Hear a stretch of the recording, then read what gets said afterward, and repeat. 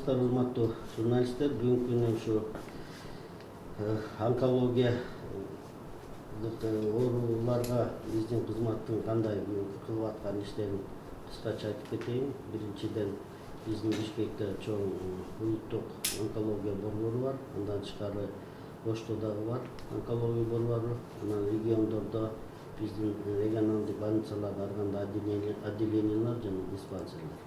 Эми акыркы жылдары өзүңүздөр билгендей, азыр онкологиялык борбор Бишкектеги азыр толук кандуу капиталдык ремонтун бүттү. Андан тышкары былтыртан баштап жана Култордун берген жардамы менен 7 миллион долларга азыр тендер өтүп, ошонун баардыгы деген жаңы заманбап медициналык кабарын алып келип атчу. Тендердин баары ийгиликтүү өтүп, жеңген компаниялар такталып, бүгүнкү күндө жакындап эмелер келип атышат, медициналык жабдыктар. Мунун баары келсе, мен ойлойм, бир жакшы ушул онкологиялык кызматтарды жогорку деңгээлде өтөт. Биздин бул жерде эң жетишкенибиз бул 2 линейный ускоритель алып келип атабыз. Бул негизи тартип боюнча биз бирөө баягы запас катары туруш керек экен. Линейный ускоритель бирөө баягы профилактика болгондо, экинчиси дагы иштеп туруш керек экен. Прерывать этпеш үчүн экини кылганбыз. Муну мындай айтканда дүйнө жүзүнө 2 гана компания жасайт.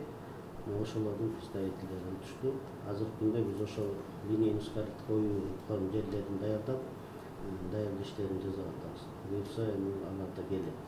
Белки калган компьютерлик томограф, ар кандай жаңы медициналык жабдыктар уже четине келе баштады. Андан тышкары биздин дагы ушул Култордун дагы 3 миллион долларын тегерегинде аласабыз бар.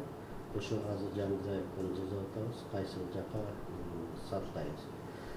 Андан тышкары дары жагынан койсо, мына биз атайын жанагы жогорку технология фондунан былтыр тендерди мындай мыйзам чегинде өткөрүлүптүр деп 4,5 миллионду ушу онкопрепаратка жибердик.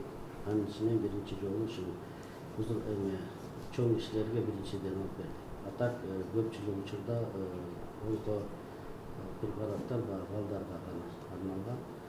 Аны да жасап атабыз. Андан тышкары быйыл биздин бул аялдарга дагы бир дарылар жетишпей, аны да ушул кышында алып бердик. 100 упаковка, ал да аябай кымбат. Ошентип баягы өзүбүздүн болгон мүмкүнчүлүк менен жардам берүүгө аракет кылып атабыз. Конечно, акча жетишпейт, бирок ар кандай булактар менен, ар кандай сүйлөшүүлөр менен баягы элдин муктаждыгын азайтууга аракет кылып атабыз. Анан эң бир көйгөй маселе болгон ушу онко препараттын баары баягы көп кымбат болгондуктан, анан баягы сатуу жагы эме болгон үчүн бул жерде баягы монополия катары бир гана компаниялар регистрация кылып сатып болчу, ошонун алкагында дары кымбат болчу. Ошону билип туруп биз азыр бизге керектүү онко препараттын баарын жана атайын перечень тизме деген бар саламаттык сактоодо. Ошого киргизип, ошону азыр баарын сапаты биздин эрежеге туура келсе, ар бир компания ташып ушу Кыргызстанда болгонго аракет кылат да. Значит, бир дары 2-3 компания алып келсе, баасы менен кичине арзан болот. Ошол маселени чечтик. Анан экинчи маселе биз алыскы жерлерде жана наркотиктер жетишсиз болуп атат. Чын дегенде ошо наркотик сатуу үчүн аптекалардын рұқсаты бар, бирок көптөгөн эрежелерди методикалык нускамаларды аткарыш үчүн кыйынтык туудургандан көп жеке аптекалар аны сатпай атышат да. Азыр жумушчу топ түзүп, бизде азыр 3 гана область калды: Жалал абад, Ош, Баткен. Ошону мониторинг кылып, жеринен кайсы көйгөй маселе болсо, анан ушу укук ченемдүү документтерде ошонун баарын тастыктап туруп, жаңы эреже киргизелик деп ошонун үстүндө иштеп атабыз. Негизинен эми бул оору, конечно, азыркы маалда мындай карасак стабилизация бар, баягы өсүшү жана ошо онкологдон өйдү боюнчачы. Бирок, конечно, жетишсиз. Негизи бул аялдарды карасак, ушул рак молочной железы деп ошол биринчи орунда турат. Мунун эң негизги көйгөй маселеси баягы ранний скрининг деп коет да. Көпчүлүк учурда оору убагында катталбай, анан өнүгүп өсүп кетип, анан кичине кыйынчылык. Ошон үчүн ушул тармактарда ошо скрининг боюнча да азыр онкологдор даярдоо, анан ушу скрининг аппараттарын алганга да мындай өзүбүздүн иш пландарыбыз бар да. негизи өкмөт тарабынан биздин министрлик жагынан болгон мүмкүнчүлүктүн баарын жасап, чтоб жеңилдетүүгө аракетти кылып атабыз. Бул учурда ушул Кыргыз Республикасынын өкмөтүнүн токтомунун долбоору каралып жатат. Азыр өзүңүздөр билесиздер, өкмөттүн сайтында да илинип турат. Азыр макулдашуу процессинде ушу министрлик менен ведомстволордун макулдашууда жакын арада ушу баары макулдашып бүткөндөн кийин өкмөттүн кароосуна киргизилет. Бул токтомдун долбоору менен ушул убакка чейинки ушу пенсиянын топтомо бөлүгүнүн төлөө эрежелерине өзгөртүүлөр киргизилип атат. Ушул убакка чейин эгерде болгону 3 шартта гана топтомо бөлүгү төлөнүп берилсе, бул эгерде жаран пенсия чыккан баракта биринчиси, экинчиси жаран биздин Кыргыз Республикасынан баягы түбөлүктүү башка өлкөгө жашоого кетип аткан учурунда баардык топтомо бөлүгү төлөнүп берилчү. Анан үчүнчү бул тилекке каршы каза болуп калса жаран, анда анын ушу мураскерлерине төлөнүп берилчү. Азыркы учурда ушу социалдык фонд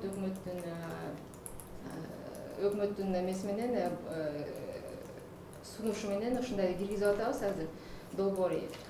Пенсиялык баракка жете электе 2 шартта алса болот. Бул биринчиси, эгерде жаран жанагы ушул онкологиялык болобу же азыр ал тизмегин дагы тактап атабыз. Саламаттык сактоо министрлиги менен кошо. Бул чынында адамдын баягы ден соолугуна, өмүрүнө залалкасын тийгизип, баягы тилекке каршы кайтыш болуп кетиши мүмкүн. Анан ошондо баягы дары-дармегине болобу же дарылануусуна өтө чоң билесиздер финансылык эмелер керек болот, каражаттар керек болот да. Ошол учурда ошо токтомо бөлүгүн алып кетүүгө шарт түзүлөт. Экинчиси бул мамлекеттик ипотекалык компания аркылуу эгерде жарандын өзүнө таандык же өзүнүн үй-бүлөсүнө таандык, ушу өзүңөр билесиздер, мамлекеттик ипотекалык компаниянын өзүндө шарттары бар. Ошол шарттарга толук канааттандырарлык эмелер шарттарда бул кайрылса, эгерде анын топтомо бөлүгү 50 000 сомдон жогору болсо, анда ошо бир жолу бир ирет. Ошонусун ошо баягы биринчи салымы катары алып кетүүгө уруксат берилет. Юридикалык гана шарттар экен да.